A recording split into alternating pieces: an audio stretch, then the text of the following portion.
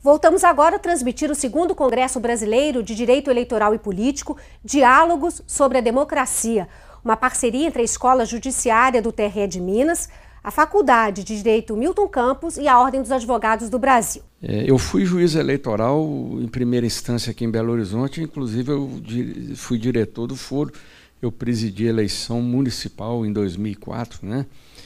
E essa observação é muito interessante de que o mesmo juiz da lentidão da justiça comum, ele tem de ser o juiz da celeridade da justiça eleitoral. E eu costumo dizer que inclusive, eu concorri à eleição do Tribunal Pleno para agora como desembargador, né? Eu fui eleito há 2 anos como membro suplente, que ainda sou, né? Eu só vou assumir como vice-presidente corregedor agora em junho, mas porque eu quis, né? E eu gosto de trabalhar na justiça eleitoral exatamente por isso, porque nós temos uma data para entregar o nosso produto, né? Entre aspas, 3 de outubro. O primeiro domingo de outubro, perdão. Eu sou daquele velho tempo, viu, professor Casagrande? Que tinha data marcada. Agora é primeiro domingo de outubro. E segundo turno, último domingo, se houver. Então, o grande drama, né, para usar a expressão do Calamandrei, do juiz, ele dizia que era solidão, mas eu fazendo uma paródia aqui, o grande drama do juiz eleitoral é compatibilizar esse calendário, essa celeridade necessária com as garantias, né, constitucionais do processo, com o devido processo legal. Eu gosto particularmente de trabalhar com a justiça eleitoral, que ela tem uma certa informalidade, né? Se admite o fax, que é uma coisa assim muito moderna, de 40 anos. Quem sabe ainda vamos chegar no e-mail, né? Evoluir um pouco mais. Mas em relação à justiça comum, com as intimações, né? Oficial de justiça, o fulano viajou, foi a vovó que recebeu, não me entregou, manda citar de novo. Se isso for acontecer na justiça eleitoral, não se faz eleição, né? Não se faz eleição. Então, mas eu não sou palestrante, né? Eu estou aqui apenas presidindo, ouvindo, aprendendo, mas realmente é um choque muito grande e eu particularmente eu me sinto mais realizado com a celeridade do processo eleitoral, preocupado sempre, evidentemente, em não atropelar as garantias do devido processo legal. Então, agora, por 15 minutos, nós vamos ouvir a nossa brilhante fomentadora, que fomentará aqui o nosso debate. Muito obrigada ao desembargador Rogério.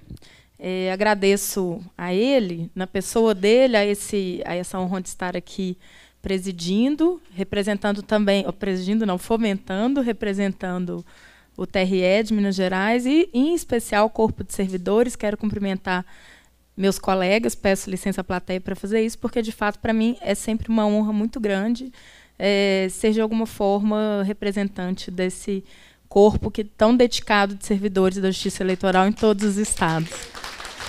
Obrigada, Vânia. Obrigada. E muito atenta aqui à minha função de fomentadora, Pereira sabe como poucos, quão é importante para mim exercer precisamente aquela função para a qual eu for designada num painel, eu vou me ater a fomentar, porque essa aqui é a minha tarefa. E faço isso com uma enorme alegria de estar entre aqui 2, vou dizer sem nenhuma mentira, que nenhum excesso, os meus 2 maiores ícones do que se possa chamar direito processual eleitoral. Nesse deserto que a gente vaga, minha formação é de processualista, minha dissertação foi nessa área. É, de fato, muito difícil a gente localizar fontes, né, contundentes e científicas a respeito do tema. E, por isso, desembargadora Elaine, além de tudo, né, esse exemplo para a gente de mulher, destacando ali, lembrar do nosso selo Abradep, 50% de palestrantes e debatedores nesse evento, com brilho, que ela aqui encarna para a gente. E o Luiz Fernando Pereira, meu grande amigo, brilhante e sempre instigador, colega. Para tentar amarrar as duas falas, eu queria, então, puxar a forma como os dois iniciaram. A desembargadora falou da dívida e o Pereira falou da dificuldade que ele vê em concluir, solver essa dívida. Então, a gente poderia dizer, há uma dívida a ser solvida e talvez a gente não tenha esperança alguma que ela seja solvida a curto prazo. E eu queria destacar aqui como isso é curioso, porque o processo, o direito processual, talvez pela técnica dele, pelo quanto ele exige de uma racionalização em uma medida mais ampla, ele acaba ficando relegado, desprestigiado. O debate da reforma política, ele ganha o brilho que em muitos campos ele efetivamente deve ter, mas ele acaba deixando de lado essa parte técnica. E o curioso é a gente notar como ela vai ser relevante à medida em que nós caminhamos para, como a desembargadora falou, direito material de alta complexidade que nós temos, nós precisamos ter um processo capaz de, à altura disso, equacionar, como disse o Pereira, atendendo às peculiaridades desse ramo para que a gente possa entregar uma prestação efetiva, conforme, inclusive, colocado pelo desembargador Rogério. E isso me parece curioso, porque a gente vê aí alguns fascínios muito explicáveis nos outros campos, como, por exemplo, o debate das fake news, que está tão intenso. Vejo outros fascínios não tão explicáveis. Eu citaria aí o fetiche das bandeiras, né, que está sempre todo mundo querendo saber, a metragem, o tecido, não sei o quê. E quando a gente vai, às vezes, falar de direito processual, raras vezes temos uma plateia tão atenta como essa. E vejam vocês, eu fiz aqui um breve apontamento enquanto as palestras se desenvolviam, para dizer que de algumas questões recentes, não só do direito eleitoral, mas do direito político como um todo, em que a gente se viu, de repente, tendo, inclusive nas redes sociais, pessoas discutindo e tentando, ali no calor do momento, entender questões processuais. Só para trazer aqui a própria questão do impeachment, a processualização do impeachment, o procedimento que foi observado, aquilo ali foi decisivo na definição.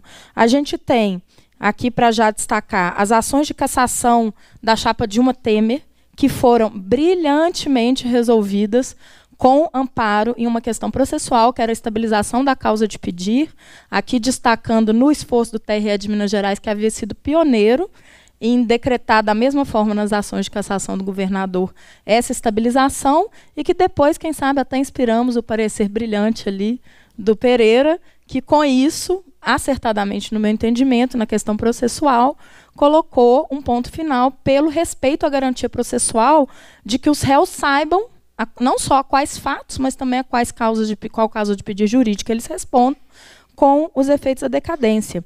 Temos aí em aberto, inclusive a desembargadora mencionou, a questão da admissibilidade das candidaturas avulsas, que está posta hoje no STF, e é importante destacarmos aqui, em decorrência da admissibilidade de um recurso extraordinário em relação a um processo eleitoral já concluído, que não tem como ser revisto, que nos levaria a concluir pela ausência de interesse recursal daquela pessoa que pleiteia. Foi o debate, houve uma votação apertada em relação a isso, mas foi admitido. Então, as questões processuais, elas estão aí.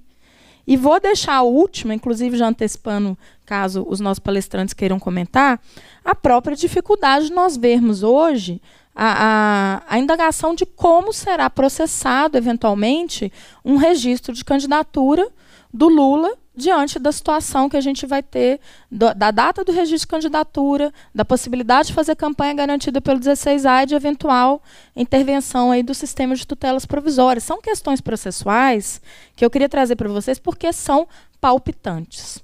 E aí, a doutora Elaine trouxe para a gente o seguinte, eu adorei o termo, ela disse assim, a resolução 23478, ela orienta, mas ela também desorienta, o que é uma palavra de um duplo sentido muito interessante, né? Ela desaconselha e, ao mesmo tempo, ela nos deixa um tanto quanto desorientados, na medida em que não nos dá as respostas de por que aqueles institutos não podem ser aplicados na justiça eleitoral. Concordo que o amicus curiae entrou ali, né, numa situação apenas como a frase, não cabe amicus curiae nas ações eleitorais, como não cabe a mediação a situação ali de conciliação nas ações eleitorais, negócios processuais em sentido amplo, lembrando, e isso é muito importante destacar, que no segundo turno de 2014 foi o próprio TSE que, diante do volume das questões de propaganda ali na disputa de Dilma e Aécio, convoca os advogados de alta capacidade ali de ambas as partes e, num acordo, né, é feita uma determinação. Vamos desistir de todas as ações propostas até aqui e vamos combinar que, para a sequência da propaganda eleitoral, só serão feitas a apresentação de propostas e não haverá ataque de parte a parte. O que é isso, se não uma negociação sobre termos do processo? Claro. Uma parte aqui. Eu vinha para Belo Horizonte, lembrei disso aqui, num outro congresso da Editora Fórum, o anterior a este, e aí o título da minha fala, desembargador, era Negócios Processuais no Direito Eleitoral. E aí eu preparei, enfim, um tema árido, né? O espaço dos negócios processuais no direito eleitoral. Vim, preparei, estava com a minha palestra pronta e estava para sair a resolução. Sai ou não sai a resolução. Fui para o almoço, encontrei a Marilda, esteve aqui, né, nesse evento mesmo, e dela falou assim, viu a resolução, Pereira? Eu falei, não vi, não deu tempo ainda. Não, o que foi isso? Aquilo é negócios processuais não se aplicam ao direito eleitoral. Então, a minha fala era negócios processuais no direito eleitoral, e a resolução diz assim, negócios processuais não se aplicam no direito eleitoral. Então eu quero viver um dos piores momentos da minha vida aqui em Belo Horizonte, foi falar sobre um tema que não se aplica. E foi mesmo. Antes do avião você mandou lá, né, Pereira? E agora? Bom, e aí já para concluir o que eu queria fazer de apanhado em relação à fala dos nossos dois palestrantes, julgando já as questões que eu quero deixar abertas para que respondam da forma que melhor entenderem, eu queria já passar, a partir do que a doutora Elaine falou a respeito do amicus curiae, também indagar se é possível a gente perceber a aplicabilidade de institutos, e aqui vou tentar também amarrar as duas perguntas, para que a gente tenha as soluções pontuais, ainda naquilo que o CPC possa, de fato, ser aproveitado para a nossa matéria. Nesse ponto, eu penso, quem sabe, incidente de resolução de demandas repetitivas. É um instituto que eu sou francamente contrária dentro do processo civil, mas que me parece que na justiça eleitoral ele é capaz de trazer ganhos, porque a gente eliminaria aquele descompasso de aguardar formar uma jurisprudência do tribunal, do TSE, que só forma com base na eleição anterior, para a gente julgar a próxima, muitas vezes com a legislação já diferente. Então, talvez o incidente, quem sabe, mas não sei, ele também tem suas desvantagens. E para o Pereira, eu queria deixar a pergunta a respeito da questão da prova, se o nosso erro não estaria em também procurar aqueles mecanismos que foram pensados para trazer alguma possibilidade de ajuste do procedimento a demandas específicas de celeridade. Aqui eu falo especificamente da produção antecipada de prova, como alguns chamam ação probatória autônoma, não me agrada esse nome, porque de ação não se trata, eu acho, não tem causa de pedir e pedido, né, só mesmo a produção da prova, se seria, quem sabe, uma solução. Já vou deixar em aberto a próxima pergunta, para eu não voltar aqui a falar. A respeito também, então, dentro das perspectivas que nós temos, talvez seja o fechamento, a portaria 403 de 2018 do TSE, que acaba de criar em 11/5 agora, uma comissão, um grupo de trabalho que deve trazer, então, felizmente, essa iniciativa vem para eventualmente se superar as restrições da Resolução 23478 e poder termos aí um melhor aproveitamento do CPC. O professor Pereira está nessa comissão, então gostaria de saber dele a expectativa, também da doutora Elaine, qual as possibilidades que ela vê a respeito, e já desde logo agradecendo aqui, passo a palavra aos nossos palestrantes. Quanto à questão do RDR, para responder objetivamente o teu questionamento, né? Vamos dizer assim, eu já fui contra e já mudei um pouco a minha posição, o que não tem problema nenhum, que a gente vai refletindo e vai construindo, né? Há determinadas demandas no direito eleitoral, e especificamente eu vou falar duas. Uma é a própria questão da propaganda, que se repete muito, né? Mas teria um grande problema do tempo. Porque como é que nós sobrestaríamos todas as ações para resolver? Não teria como. Aí que seria o impedimento, que seria a dificuldade. Mas poderia, em tese, haver exatamente a ideia essa de dar uma decisão que possa vincular todas essas situações. Teria uma vocação, mas tem o problema do tempo. Agora, tem outra que é na prestação de contas. E as prestações de contas, elas realmente são das ações que acabam ficando para serem discutidas, principalmente dos candidatos não eleitos, onde não tem aquela exigência de prazo. E existe, sim, em prestação de contas, situações repetitivas. Então, no âmbito de prestação de contas, até me parece que seria possível trabalhar com a ideia do RDE, que nós não teríamos o problema do tempo. Mas ele teria que ser meio que reconstruído para se adequar também à questão eleitoral, que toda a questão eleitoral ela trabalha com essa ideia, né, que o professor Luiz Pereira tão bem destacou, da ideia dessa celeridade, a questão do tempo, o tempo na justiça eleitoral, o tempo no processo judicial eleitoral é outro tempo, não é o tempo do processo comum. Mas dá para pensar, não está assim, não é fora da lógica, né? Um dos problemas que eu coloquei nas minhas primeiras reflexões é que eu já vejo excesso de poder nas mãos do TSE, seja por resoluções, seja por súmulas, né? E ainda lhe dá o IRDR, e teria que necessariamente, pode-se construir o IRDR dentro do Estado, mas necessariamente vai ter que ter um recurso especial, eleitoral, né, para ganhar a dimensão, considerando que é a matéria eleitoral. Então, é difícil, é complicado, mas vamos deixar em aberto, pelo menos no âmbito das prestações de contas, que são repetitivas pelo número de prestações de contas, principalmente nas eleições municipais, né, onde o número ganha, é fantástico, né, cada candidato com a sua prestação de contas. Eu só não posso deixar passar em branco uma pequena colocação, professor Luiz Fernando Pereira. Eu não acho, não, que o problema não estaria menos no processo e mais na questão do juiz emprestado. Eu defendo muito que eleições têm que ser decididas pelo juiz da terra. Uma expressão, né, importada, vamos dizer assim, do direito anglo-saxônico, né? O juiz da comunidade, o juiz que conhece a comunidade. E o juiz que conhece a comunidade é o juiz do direito. O mesmo problema que o senhor colocou e colocou com propriedade. De repente, o juiz não está vocacionado para trabalhar com o eleitoral. Isso pode acontecer internamente, né, desembargador?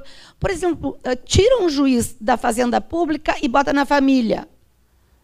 Teoricamente não tem problema. Mas será que ele está vocacionado para a família? Então, dentro da própria jurisdição, eu sei que é meio utópico a gente ficar falando com juízes vocacionados, né?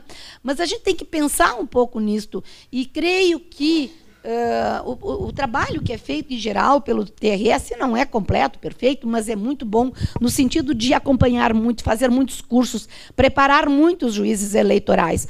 Haverá, evidentemente, desencontros, porque isso faz parte de qualquer instituição humana. Mas, olha, eu vou aqui dar um alvará em favor da Justiça Eleitoral do Estado do Rio Grande do Sul.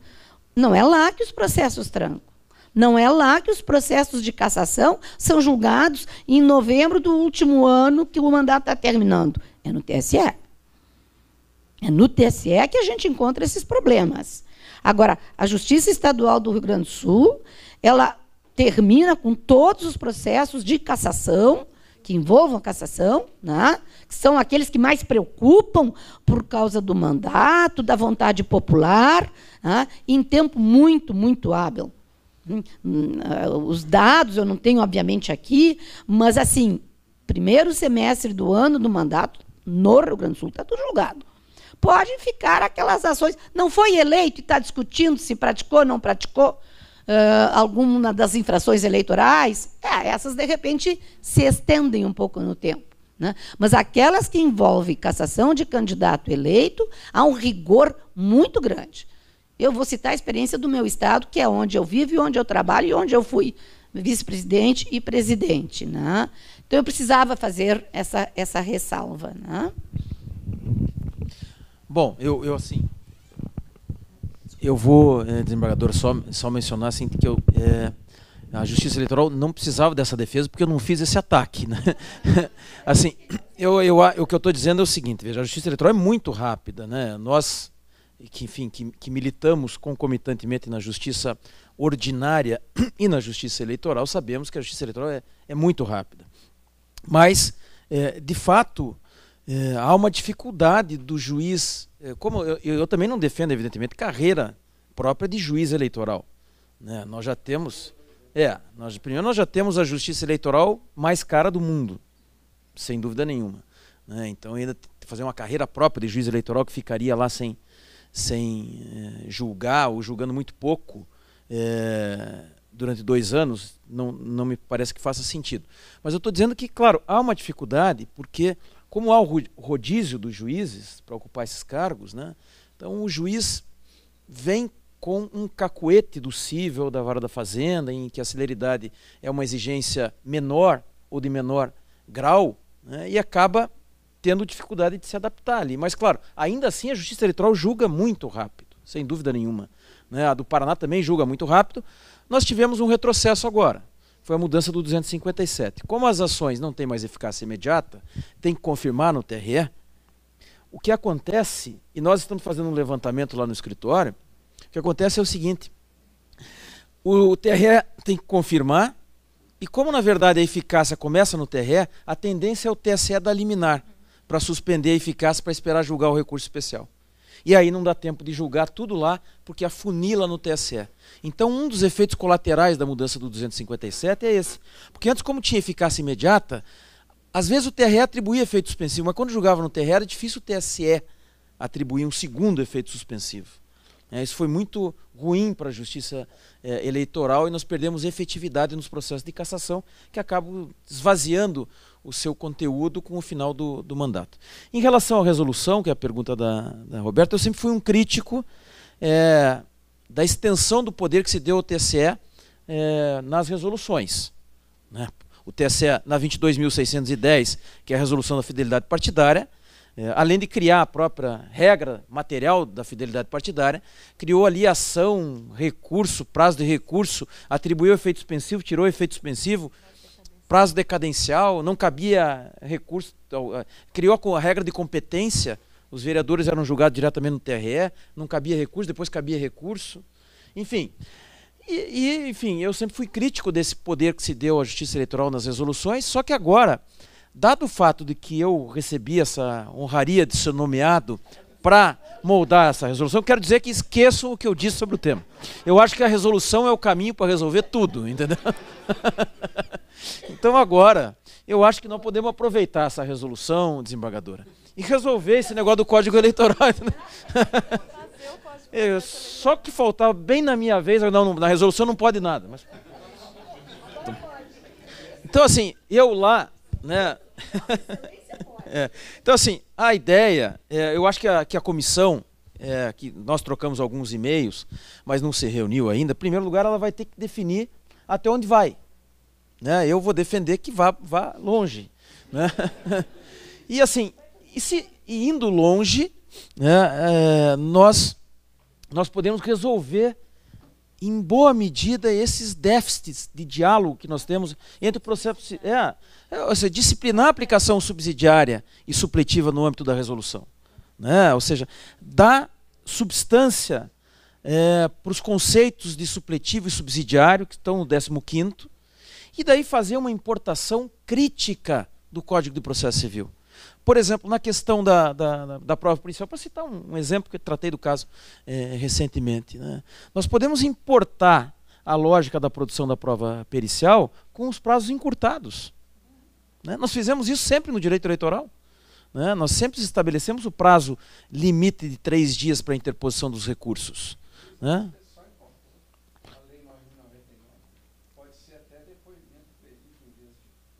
É verdade, temos agora até a perícia simplificada do novo CPC. Enfim, nós podemos vasculhar o espaço de aplicação supletiva e subsidiária e fazer uma importação crítica com o filtro da celeridade própria da justiça eleitoral. Então, ou seja, mantermos a coerência da sumarização formal das ações eleitorais com os inputs do direito do processo civil ordinário, né, com esse filtro. Um código por resolução, não. Nós teremos um código por resolução, mas vamos chamar de resolução. Não é isso?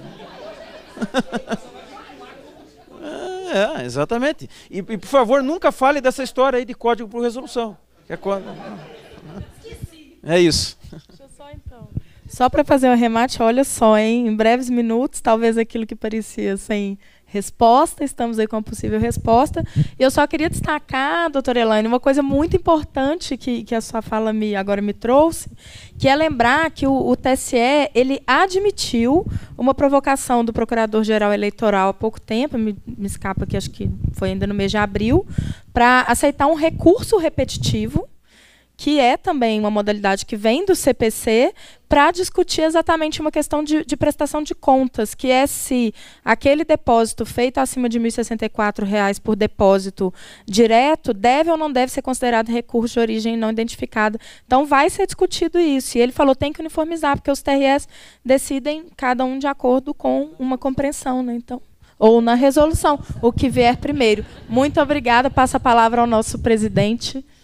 Eu tenho aqui duas perguntas, já as formularei em nome dos ouvintes, né, que as formularam, e também teremos o sorteio dos livros. Mas eu queria até complementar um pouco a questão dos juízes, é uma reflexão interessante que foi provocada aqui. E eu já escrevi alguma coisa sobre isso, mas não publiquei ainda. E por coincidência, professor Pereira, eu me lembrei do professor Ovídio Batista, né, o nosso saudoso processualista, quando ele fala sobre o paradigma racionalista do processo, né? A gente formulou o processo civil no paradigma do século XIX, racionalismo cartesiano, né? O processo conduzido quase como uma equação matemática, né? Muito positivista aquela coisa. E esse paradigma mudou muito, graças a Deus está mudando. Nós temos o novo código mesmo, alterou bastante isso. Mas o choque cultural que eu digo do juiz da justiça comum que vai eleitoral é muito disso também. É a mudança do paradigma. Ele tem, às vezes, que saber improvisar. É importante ser o juiz que conheça. Eu vou falar, nós estamos em Minas, né? Nos velhos tempos de Minas, eu quando escrevi sobre isso, eu até comento esse caso. O Jarbas Passarim, que era senador pelo Pará, um grande político também, no final da década de 70, ele conta no livro de memórias dele que ele estava com o doutor Tancredo, senador por Minas, no aeroporto de Brasília. E o Magalhães Pinto, o outro senador de Minas, vindo em sentido contrário. Aí os dois, eles chegaram perto, e o Tancredo e o Magalhães aqui em Minas foram ilustres adversários, mas nunca inimigo. Mineiro não é inimigo, é adversário. E o Tancredo, ô Magalhães, ô Tancredo, tudo bem e tal, aquela conversa, você está indo para onde? Eu vou para Belo Horizonte e tal, e você, Rio de Janeiro, boa viagem e tal. Aí o Tancredo pegou no braço, aí o Magalhães afastou, o Tancredo pegou no braço do Jarbas Passarim, e o Jarbas Passarim foi perplexo, né, porque ele não é mineiro. Ele falou, ô Passarim, esse Magalhães é um sabido, né? Ele falou, mas por que, Tancredo? O que aconteceu? Ele falou que vai para Belo Horizonte para eu pensar que ele vai para o Rio, mas ele está indo para Belo Horizonte mesmo. E o Jarbas Passarim falou, essa coisa é só os mineiros que entendem. Mas, no geral, o político tem essa coisa. E o juiz eleitoral, ele tem que saber um pouco ler essas coisas, ter um insight, né? Eu já tive como juiz eleitoral no interior, recebendo assim petição, que eu sentia nas entrelinhas que o cara falou, olha juiz, eu entrei com isso aí, tipo assim, porque eu tinha que entrar mesmo, mas eu quero que o senhor, pelo amor de Deus, não condena o outro candidato. Não, a gente sente, eu estou entrando para dar uma resposta, mas no fundo eu quero que não dê nada. Não tem isso, doutor? A gente tem aquele insightzinho e tal. que o juiz da justiça comum, ou que não conhecer bem a comunidade, a mineiridade ou o gauchismo, né? Seja lá, ou como é que a gente falaria aqui? Paranaencismo, né? Peculiar, ele não vai ter a maldade, né? Se ele ficar naquele paradigma ali. Então isso é muito interessante, né? Eu já escrevi sobre isso, já rascunhei, mas até hoje eu não tive coragem de publicar, que é um impacto que a gente tem. E por isso que o juiz eleitoral, ele não pode estar... Hoje é um rodízio por antiguidade, tem uma gratificação, né? Vamos falar isso aí. Alguns vão por conta da gratificação e às vezes sem gostar, né? Isso é lamentável, porque ele tem que gostar e ver essa malícia né? Não é isso? Não vamos deixar de ser sinceros aqui.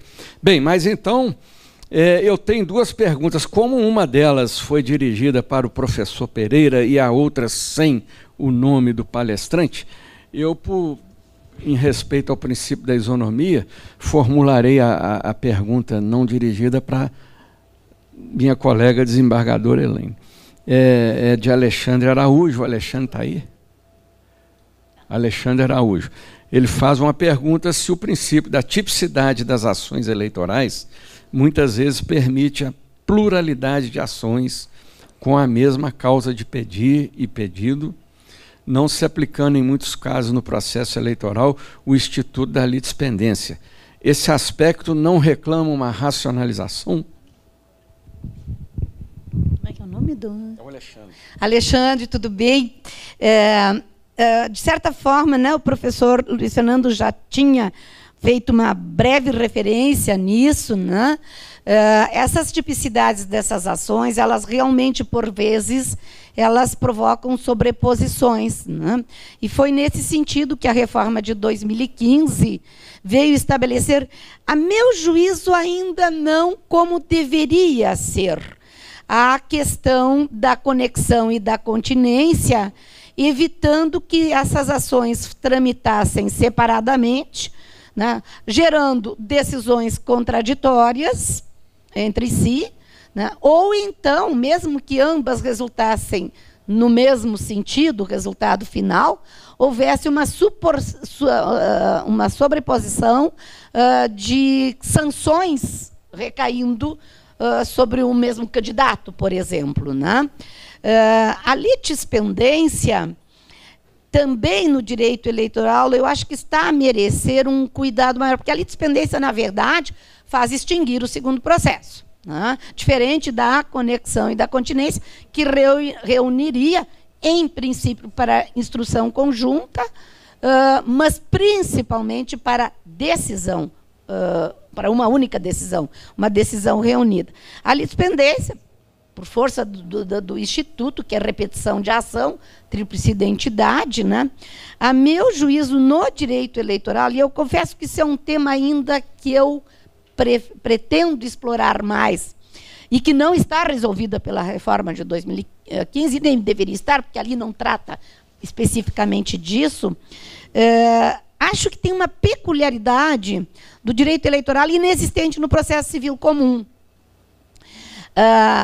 que é aquelas ações onde são absolutamente a mesma causa de pedir, a mesma prova, o mesmo pedido, mas nós temos no polo ativo o Ministério Público e um partido adverso, uma coligação, enfim, né, do outro lado.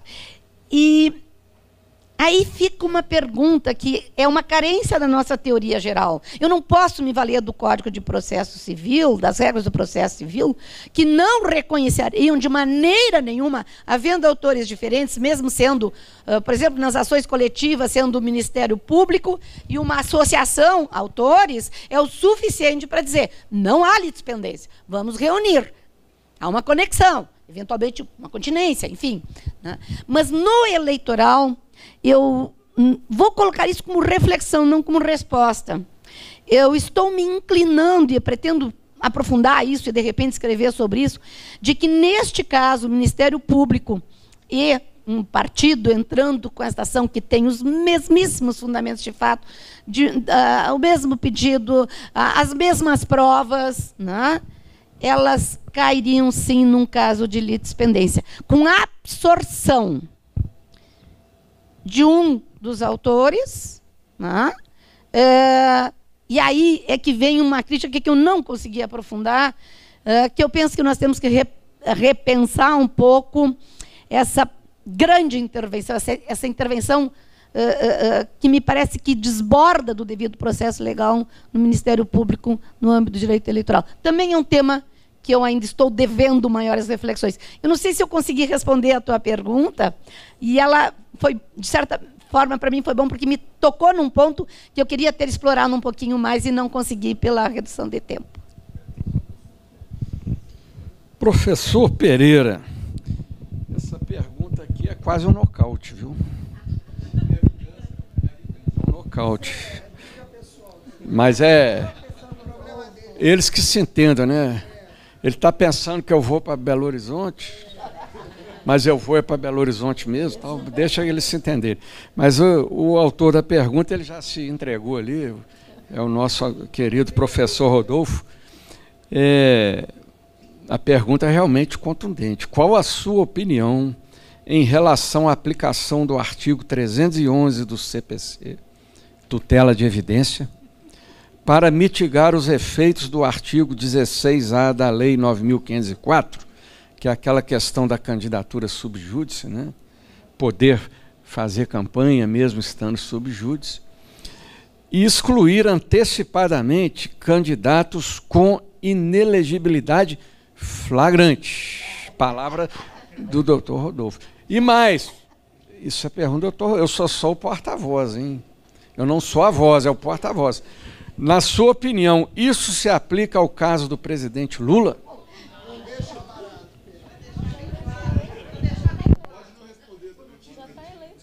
Eu invoco meu direito ao silêncio.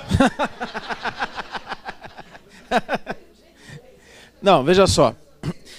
Desembargador, o Rodolfo fez essa questão, porque eu escrevi um artigo, publiquei na revista dos tribunais, na revista dos advogados, coordenada pelo Flávio Archel, que é outro híbrido do processo e do direito eleitoral, e é aliás, o Jarbas Passarinho tem uma biografia dele, que o título é O Híbrido Fértil.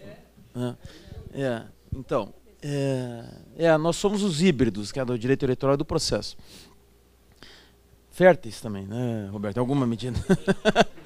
Bom, mas assim, veja só, então o que tem nesse meu artigo aí que o Rodolfo quer me emparedar por quê? Para explicar para o público aqui. Eu publiquei esse artigo há 2 anos, no número 1 da revista coordenada pelo Flávio Archel.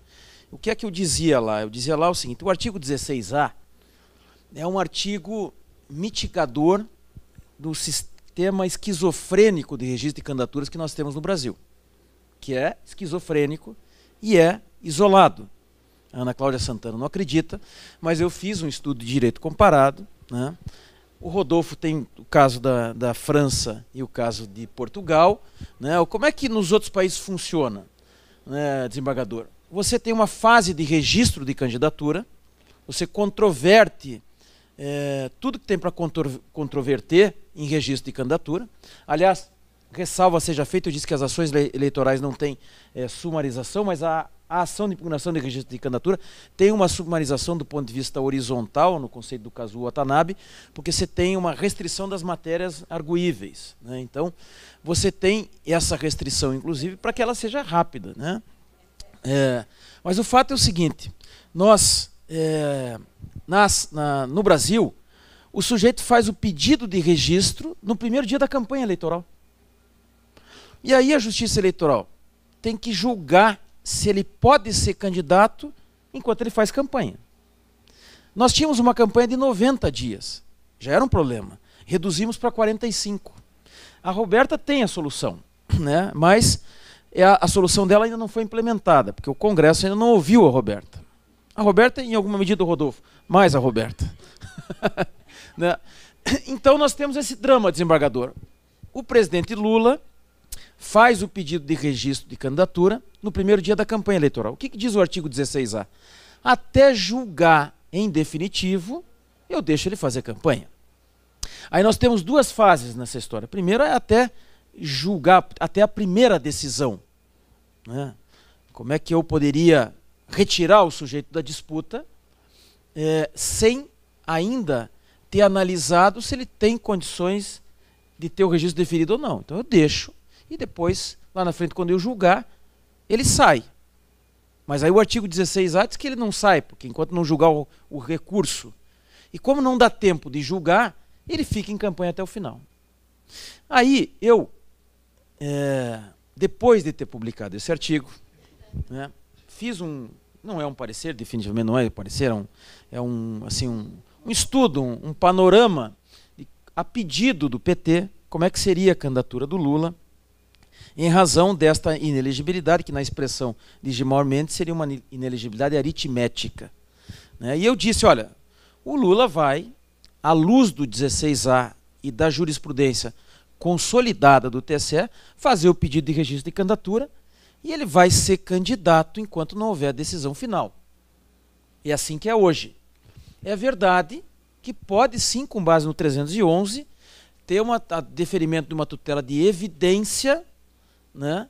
E, portanto, uma concessão de uma liminar na ação de impugnação de registro de candidatura que retiraria o Lula da disputa antes do julgamento do próprio mérito do pedido de registro, que é, enfim, julgado em conjunto com a ação de impugnação de registro de candidatura. Então, diz Rodolfo implicitamente essa pergunta, numa ofensa maior que ele não teve coragem de fazer, como é que você diz A lá atrás e agora diz B? Né? E eu digo, Rodolfo, o que você esqueceu é que eu, quando escrevi sobre o 16A, não o temperei com o 26C. E aí é que muda, no caso do Lula, a questão da aplicação do 16A. Porque aí a inelegibilidade deixa de ser aritmética. Quando eu falava do 16A, eu dava alguns exemplos, antes de cogitar o caso do Lula, que era o seguinte, imagina, eu falava isso há muitos anos para o professor Mesaroba, uma vez discutindo num almoço, eu dizia, imagina se vem para cá um argentino com 29 anos, sem filiação partidária, e pede o registro de candidato a presidente da República. Aí nós temos que esperar, porque essa regra do 16A está numa resolução desde 2002. Nós temos que esperar o julgamento do registro e depois do recurso para dizer que o Paraguai ou o argentino com 29 anos, sem filiação partidária, não possa ser candidato, enquanto isso ele faz campanha, será que no horário eleitoral? Né? Mas aí diz o Rodolfo, né? O Lula tem uma inelegibilidade aritmética, porque ele está condenado em segunda instância. Só que esta inelegibilidade dele, por força do artigo 26C, é provisória. E o legislador do 26C, o que é que o legislador do 26C, que é o legislador da lei do ficha limpa, que antecipou o momento de eficácia da inelegibilidade, disse, olha, a eficácia da inelegibilidade que antes estava vinculada ao trânsito julgado, agora passa a valer a partir da segunda instância. Ele disse. Mitigou, o Supremo controverteu o tema e por maioria disse que era constitucional a lei do ficha limpa, mas mitigou a presunção de inocência aos olhos de muitos ministros do Supremo.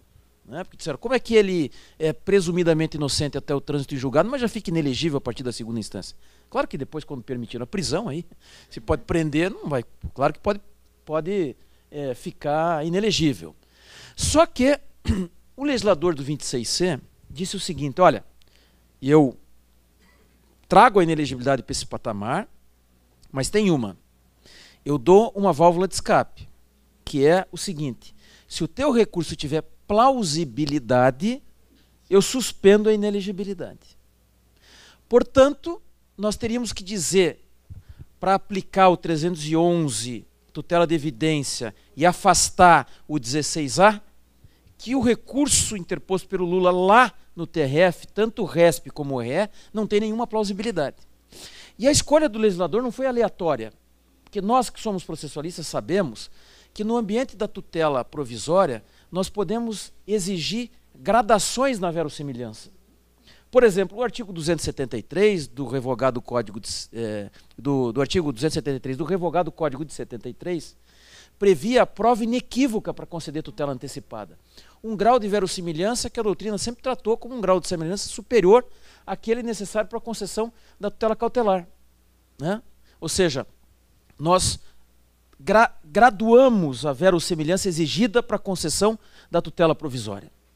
E há uma regra, que é uma regra do STJ, que é uma regra própria da tutela do GES, que diz o seguinte, quanto maior a presença de um requisito da tutela provisória, menor deve ser a exigência em relação ao outro.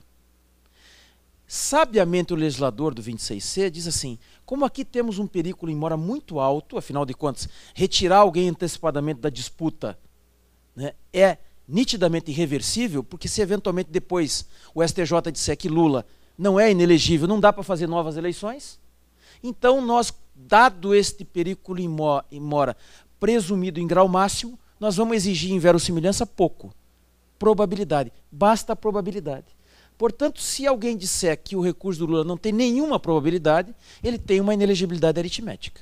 E aí nós podemos aplicar o 311 e, com isso, afastar enfim, esta eficácia do 16A que garantiria a candidatura de Lula. Mas o TSE terá que dizer, para aplicar o 311 em cima do 16A, e retirar antecipadamente a candidatura de Lula, que o recurso especial e o recurso extraordinário que Lula interpôs, os dois que ele interpôs, não tem nenhuma plausibilidade. O ministro Gilmar Mendes, esses dias, diz que tem que ver essa questão da prescrição na condenação do Lula, que tem que ver essa questão se tem lavagem mesmo, se eles não aumentaram a pena para fugir, para afastar precisamente a prescrição. O STJ pode examinar, essa é a grande controvérsia, se há possibilidade de corrupção sem ato de ofício. Veja, e fala aqui alguém que não tem nenhuma ligação com o PT.